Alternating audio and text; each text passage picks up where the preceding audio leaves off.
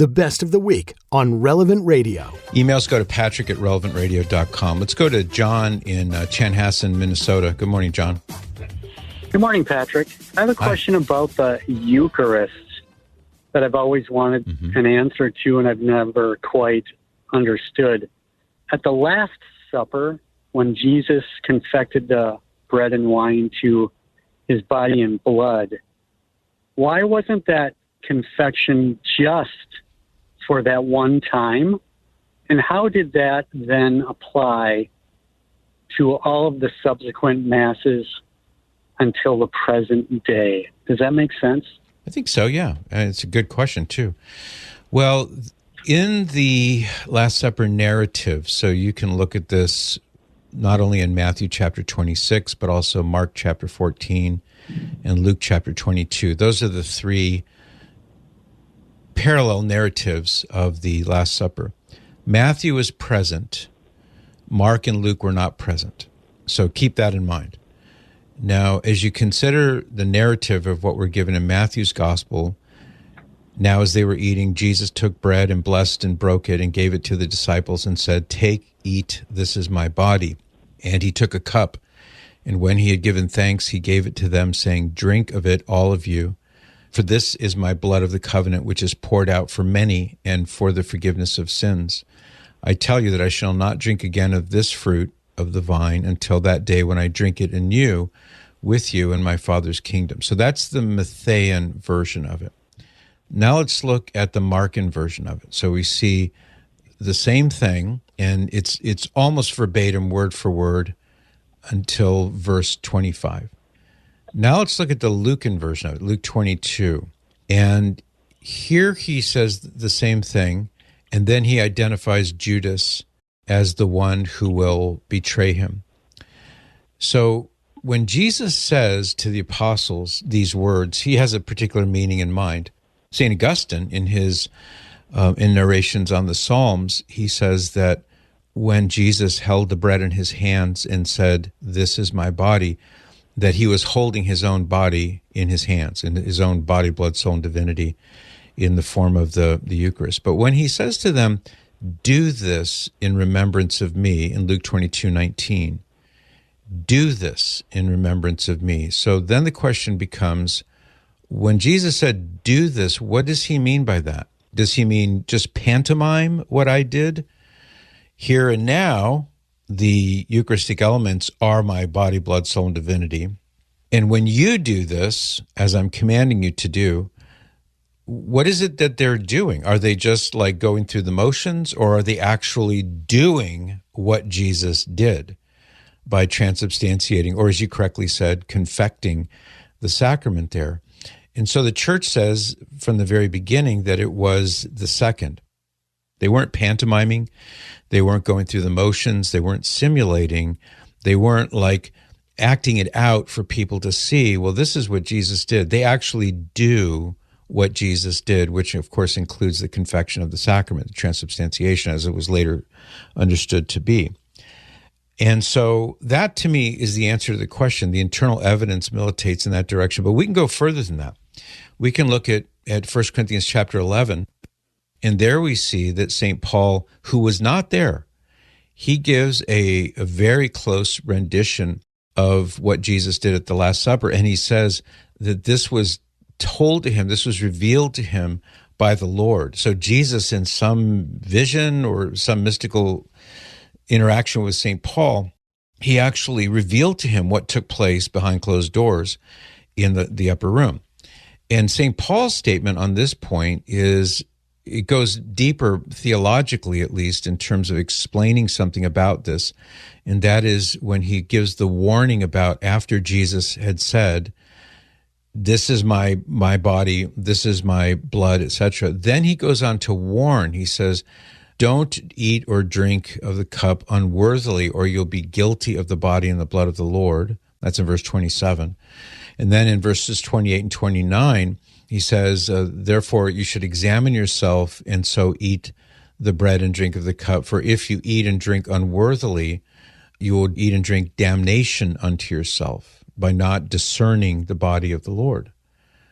So that further information seems to me, it further solidifies the understanding that this was something intended to be repeated in its fullness, not merely as a pantomime. And how can we arrive at that conclusion? I would say because if it were merely a symbol, and if the apostles were indeed simply pantomiming what Jesus did, or kind of reenacting what Jesus did, then how on earth could you possibly be guilty of the body and the blood of the Lord if you receive a mere symbol unworthily? How could you be eating and drinking damnation unto yourself if you don't discern or recognize the body of the Lord in Holy Communion? It would be very difficult to imagine that St. Paul would say that you're going to incur these horrible penalties if it's just a symbol of Jesus. Now, if it was actually Jesus, and every time the Mass was celebrated, then Jesus is truly present. Then what St. Paul says in 1 Corinthians chapter 11 makes perfect sense. But it doesn't make sense if it were merely a symbol. So those are just two or three biblical examples of, I think, how the answer must go. And then lastly, what I would say is that the testimony of the early church fathers unanimously and continuously, universally concur that Jesus is truly present in the Holy Eucharist.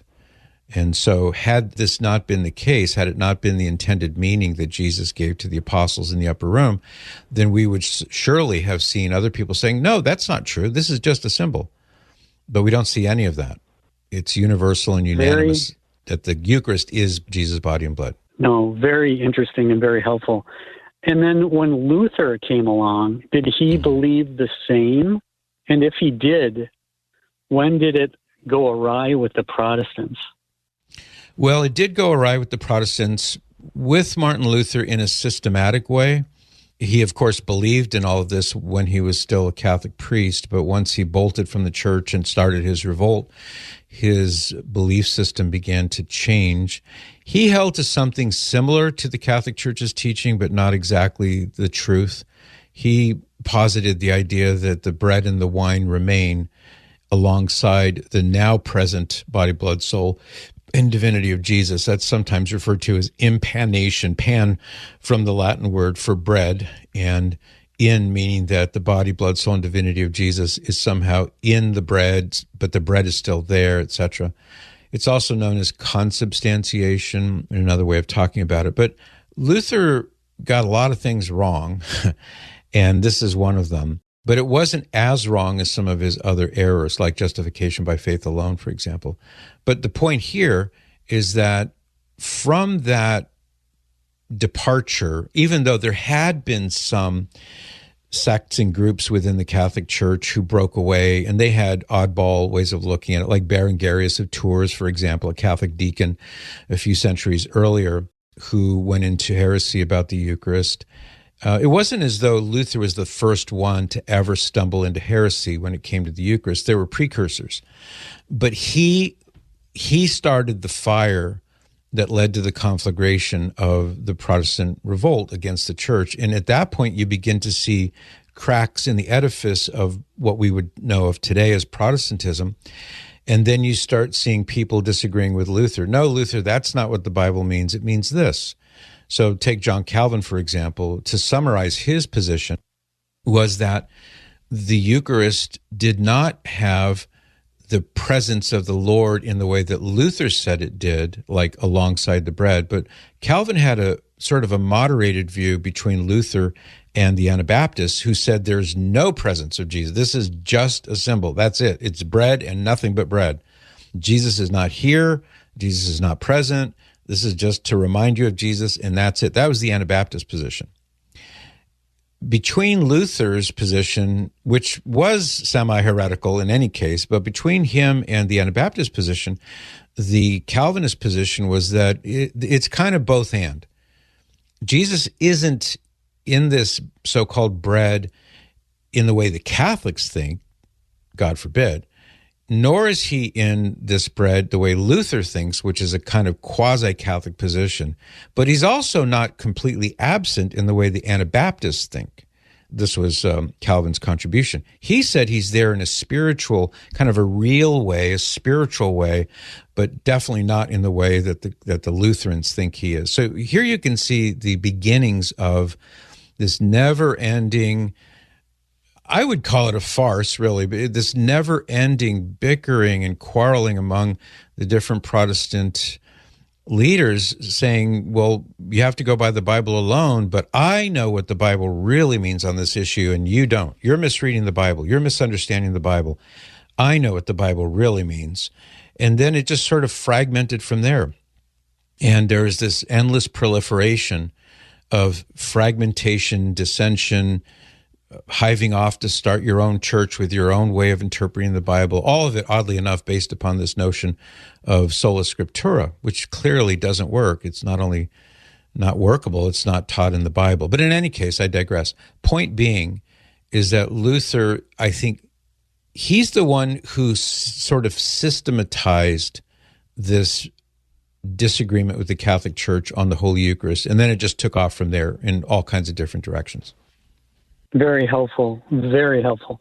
And just requesting a clarification here. Mm-hmm. When you were referencing a couple of minutes ago about St. Paul's experience in the Bible, you referenced verse 27, 28, and 29. Mm-hmm. Was that also in Luke, so I can track that down? No. Well, the Lucan account, I read Matthew and Mark first. Luke's account is the third one that I read. Of course, it's in that order in Scripture.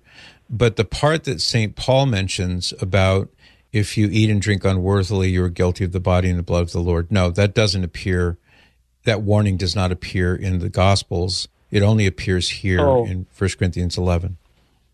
Oh, Corinthians, okay. Yeah. All right, thank you so much. Very helpful. And you're most welcome. Let me give you a parting gift, John, if you don't mind. There's a great book. It's called The Hidden Manna. The Hidden Manna by Father James O'Connor. And it's a one-volume compendium of what the Bible and the Church Fathers have to say about the Eucharist. And he's got chapters in there, actually one big chapter, surveying what the Protestant reformers had to say on the topic and demonstrating their utter confusion and disagreement among themselves as to what the Bible actually meant. But if you'd like a dispassionate, non-polemical, I'm being polemical, he's not polemical in the way he describes it, but it's a very helpful overview so that you can see just how far some of these Protestant leaders went in their departure from the Catholic Church, and by doing so, they departed from biblical truth. So that's a book I think you'll find very helpful, and I'm glad that you found this helpful. Thank you. You can join me by listening to the Patrick Madrid Show on the Relevant Radio app, live each weekday at 8 to 11 a.m. And thanks for listening.